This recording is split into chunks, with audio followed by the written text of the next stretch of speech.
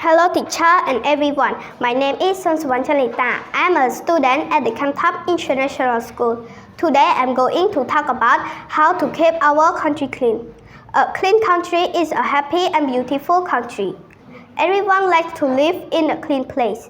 We can keep our country clean by putting rubbish in the bin.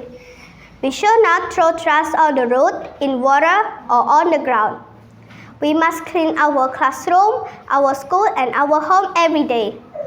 We can sweep the floor, wash our hands, and keep our sinks tidy. We should also keep our tourist place clean, places like Angkor Wat, the Royal Palace. Beaches and parks must stay beautiful. Tourists love to visit clean and green places. When tourists see clean city, they will respect our country more. We can plant trees, save water, and protect nature. When our country is clean, everyone is healthy and proud.